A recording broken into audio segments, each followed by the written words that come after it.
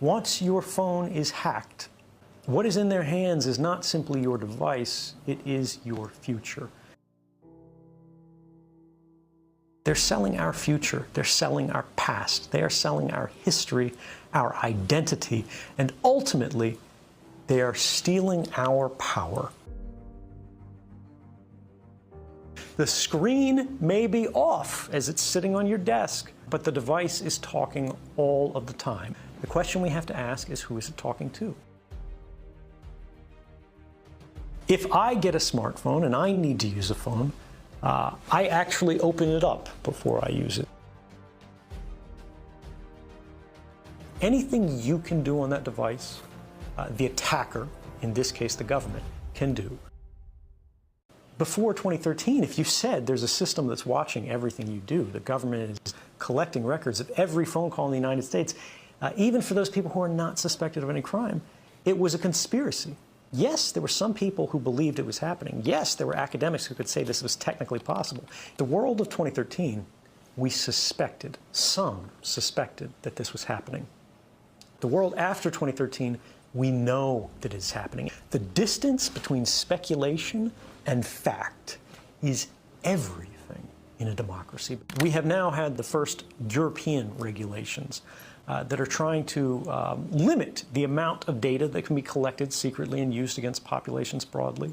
And we have also seen the basic structure of the internet itself change in response to this understanding that the network path that all of our communications cross, when you request a website, when you send a text message, when you read an email, for so long those communications have been electronically naked or unencrypted.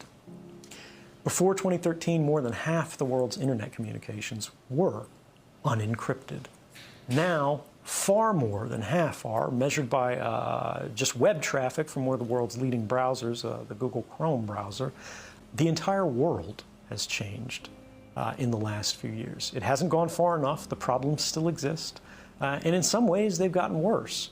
But we have made progress that would not have been possible if we didn't know what was going on. Hacking has increasingly become what governments consider a legitimate investigative tool. They use the same methods and techniques as criminal hackers. And what this means is they will try to remotely take over your device. Once they do this, by detecting a vulnerability in the software that your device runs, such as Apple's iOS or Microsoft Windows, they can craft a special kind of attack code called an exploit. They then launch this exploit at the vulnerability on your device, which allows them to take total control of that device. Anything you can do on that device, the attacker, in this case the government, can do. They can read your email, they can collect every document, they can look at your contact book, they can turn the location services on, they can see anything that is on that phone instantly and send it back home to the mothership. They can do the same with laptops. The other prong that we forget so frequently is that in many cases they don't need to hack our devices. They can simply ask Google for a copy of our email box, because Google saves a copy of that. Everything that you ever typed into that search box, Google has a copy of. Every private message that you've sent on Facebook, every link that you've clicked, everything that you've liked, they keep a permanent record of. And all of these things are available not just to these companies, but to our governments, as they are increasingly deputized as sort of miniature arms of government. What about enabling your microphone camera? If you can do it, they can do it.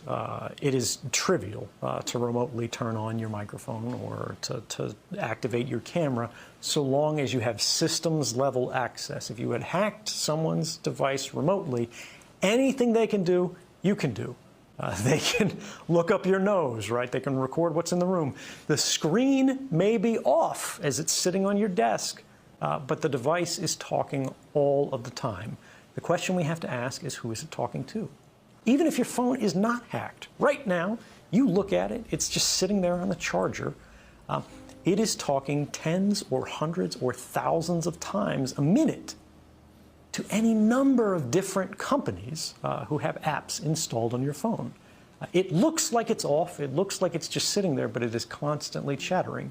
And unfortunately, like pollution, we have not created the tools that are necessary for ordinary people to be able to see this activity. And it is the invisibility of it that makes it so popular and common and attractive for these companies. Because if you do not realize they're collecting this data from you, this very private and personal data, there's no way you're going to object to it. Once your phone is hacked, what is in their hands is not simply your device, it is your future. But we see how these same technologies are being applied to create what they call the social credit system.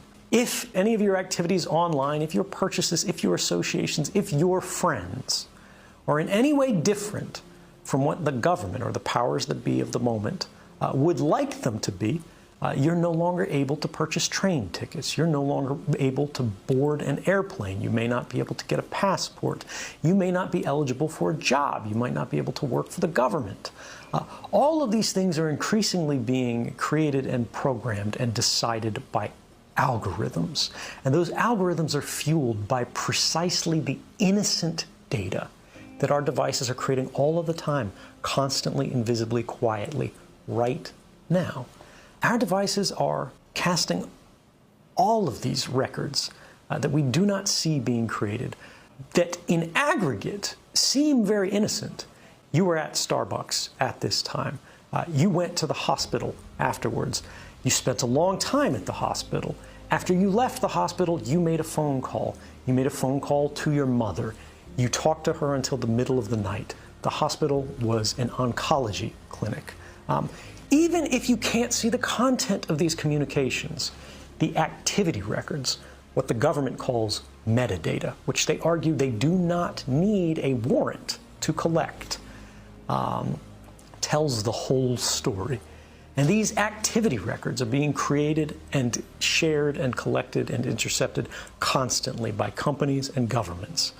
And ultimately it means as they sell these, as they trade these, as they make their businesses on the backs of these records, what they are selling is not information. What they're selling is us.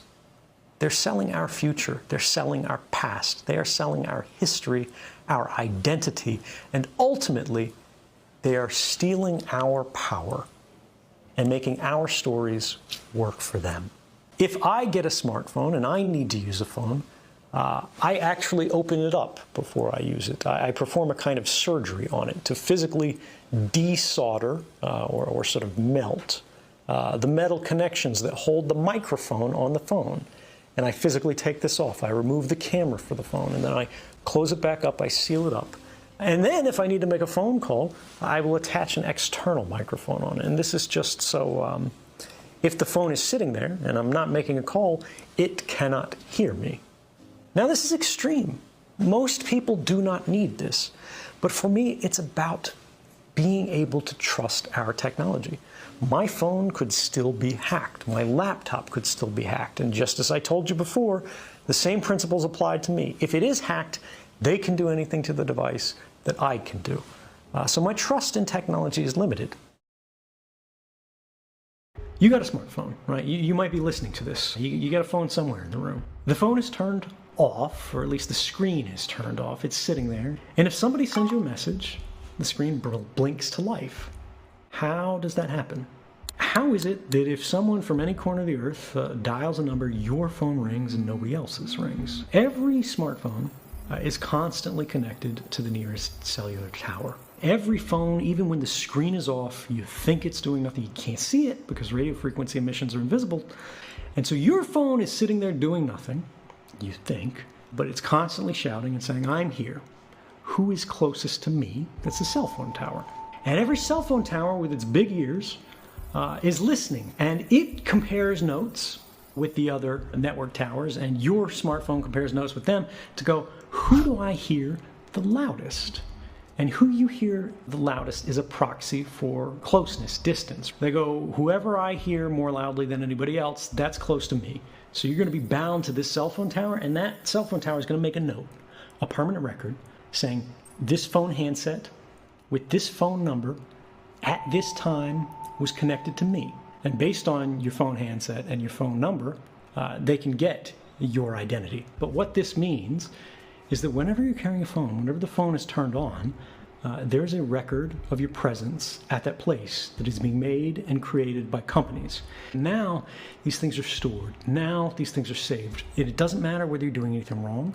It doesn't matter whether you're the most ordinary person on Earth, because that's how bulk collection, which is the government's euphemism for mass surveillance, works. They simply collect it all in advance in hopes that one day it will become useful. The thing with shutting your phone off that is a risk is, how do you know your phone's actually turned off? When I was in Geneva working for the CIA, we would all carry like drug dealer phones. The old smartphones, old dumb phones, they're not smartphones. And the reason why was just because they had removable backs where you could take the battery out. And the one beautiful thing about technology is if there's no electricity in it, there's no battery connected to it, it's not sending anything because you have to get power from somewhere. You have to have power in order to do work. But now your phones are all sealed, right? You can't take the batteries out. So there are potential ways that you can hack a phone where it appears to be off, but it's not actually off. It's just pretending to be off, whereas in fact it's still listening in and doing all this stuff. I wrote a paper on this specific problem. How do you know when a phone is actually off? How do you know when it's actually not spying on you? With a brilliant, brilliant guy named Andrew Bunny Huang, called the introspection engine. But for average people, right, this is academic. That's not your primary threat. Your primary threats are these bulk collection programs. Your primary threat is the fact that your phone is constantly squawking to these cell phone towers. It's doing all of these things because we leave our phones in a state that is constantly on. You're constantly connected. But the whole idea is we need to identify the problem. And the central problem with smartphone use today is you have no idea what the hell it's doing at any given time. Like the phone has the screen off. You don't know what it's connected to. You don't know how frequently it's doing it. And you don't even know it's happening because you can't see it, right? And this is the problem with the data collection use today, is there is an industry that is built on keeping this invisible. They can see everything about you. They can see everything about what your device is doing, and they can do whatever they want with your device. What changed with technology is that surveillance could now become indiscriminate. It could become dragnet. It could become bulk collection. The government did it. They used classification. Companies did it. They intentionally didn't talk about it. They denied these things were going. They said, you agreed to this. You clicked a button that said, I agree, because you were trying to open an account so you could talk to your friends. You were trying to get driving directions. You were trying to get an email account. You weren't trying to agree to some 600-page legal form that even if you read, you wouldn't understand. And it doesn't matter even if you did understand, because one of the very first paragraphs in it said, this agreement can be changed at any time unilaterally without your consent by the company. And so long as they do that, companies are going to be extraordinarily powerful, and they're going to be extraordinarily abusive. And this is something that people don't get. They go, oh, well, it's data collection, right? They're exploiting data. This is data about human lives. It is data about people. These records are about you. It's not data that's being exploited. It's people that are being exploited. It's not data that's being manipulated. It's you that's being manipulated. And this is something that I think a lot of people are beginning to understand. The problem is the companies and the governments are still pretending they don't understand or disagreeing with this. And this reminds me of something that one of my old friends, John Perry Barlow, used to say to me, which is, you can't awaken someone who's pretending to be asleep.